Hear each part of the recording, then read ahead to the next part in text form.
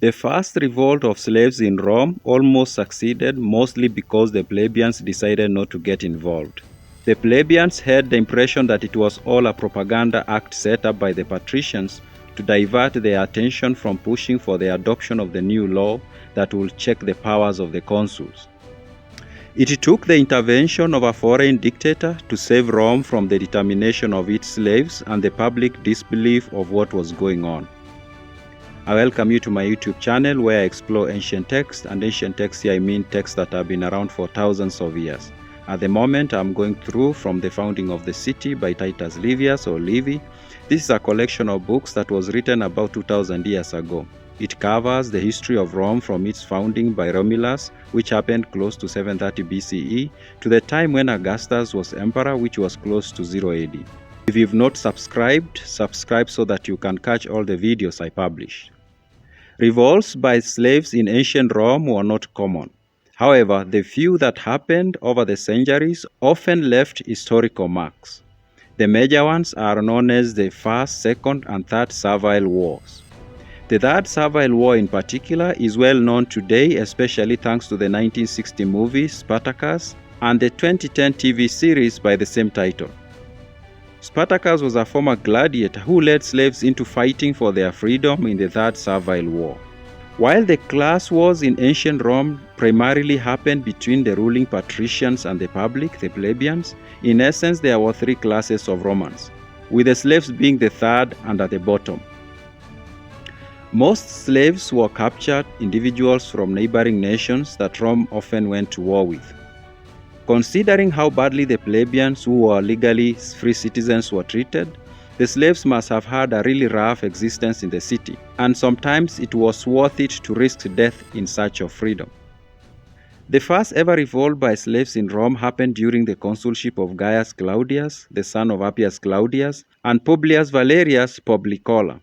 The latter was the grandson of Publius Valerius Publicola, one of the four individuals who led the revolution that removed the Tarquin king from power, and he also served as a consul in the new republic after Brutus forced Collatinus to resign. While Livy does not give us the exact year the slave revolt happened, other sources put it in the 460s BCE. Livy tells us that this first slave revolt was led by an individual named Appius Herdonius. He was a Sabine. About 2,500 slaves, and what Livy describes as political refugees, joined Herdonius and caught the entire city unawares one evening by capturing the capital and the citadel. When the shouts were heard to arms the enemies in the city, Livy tells us that the consuls were as confused as the public. Even more, they did not know what immediate steps they needed to take. Livy writes, "The consuls were afraid either to arm the plebeians or to leave them without arms, uncertain as to the nature of the trouble which had overtaken the city, whether it was caused by the citizens or by foreigners, whether due to the embittered feelings of the plebs or to the treachery of the slaves. They tried to allay the tumult, but their efforts only increased it. In their terrified and distracted state, the population could not be controlled. At some point, the consuls armed a few trusted men to secure sensitive and strategic points across the city, such as the gates. In the morning, the situation became clearer to the city's leadership. Meanwhile, Herdonius began a campaign of inviting more slaves to rise and fight for their freedom. Livy writes, Appius Herdonius was calling from the capital to the slaves to win their liberty, saying that he had exposed the cause of all the wretched in order to restore the exiles who had been wrongly banished and remove the heavy yoke from the necks of the slaves. He also expressed hopes that the enemies of Rome, especially the Volscians and the Aquae, would take advantage of the revolt and come and attack. Indeed, Livy tells us that the consuls and the senators' foremost fear at this point was that Herdonius was acting in collaboration with the enemies of Rome, who were likely coming to attack and conquer the city. He writes, "They were apprehensive lest behind these openly declared aims there should be some design of the Veientines or Sabines, and whilst there was this large hostile force within the city, the Etruscan and Sabine legions should appear, and then the Volscians and the Aquae. Their standing force should come not into their territory to ravage, but into the city itself already partly captured." In addition to the potential threat from outside, There was also fear about how the rest of the slaves in the city were likely to react. The majority of the slaves had not yet joined the revolt. Livy describes it as each Roman potentially having an enemy within their household who it was unsafe to trust, but by so doing they were likely to drive them even more to join Herdonius. Meanwhile, the tribunes of the people and the plebeians in general treated the entire event as a circus created by the patricians to divert their attention from pushing for the adoption of the Terentian law, which was meant to check the powers of the consuls. For the most part, they chose to exclude themselves from the ongoing discourse about the revolt by slaves and continued with their agitation for the adoption of the proposed Terentian law. Livy writes, "For such madness, says the tribunes, that they maintained that it was not war but an empty fathom of war which had settled in the capital in order to divert the thoughts of the people from the law." Indeed, the tribunes went ahead to summon the people to the assembly to vote on the proposed law. Livy tells us that the tribunes of the people described people who had captured the capital as, quote, friends and clients of the patricians, end of quote, who would depart more silently than they had come after discovering that despite their noisy demonstration, the law is passed. The consuls were alarmed at the attitude and actions of the tribunes. They convened a meeting of the Senate to find an urgent solution to the difficult problem the city was facing. As the Senate sat, Publius Valerius went to meet the tribunes and the plebeians and tried to reason with them to abandon their push for the new law, at least for a moment, and to do the most urgent thing at that moment, and that was helping secure the city. Livy quotes him telling the tribunes the following, "What is the meaning of these tribunes? Are you going to overthrow the state under the leadership of Appius Herdonius? Has the man whose appeal failed to rouse a single slave been so successful as to corrupt you? Is it when the enemy is over our heads that you decide that men shall lay down their arms and discuss laws?"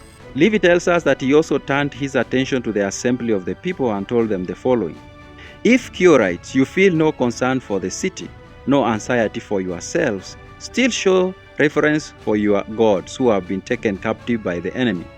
Jupiter, Optimius Maximus, Queen Juno, and Minerva, with other gods and goddesses, are being besieged. A camp of slaves hold the tutelary deities of your country in its power.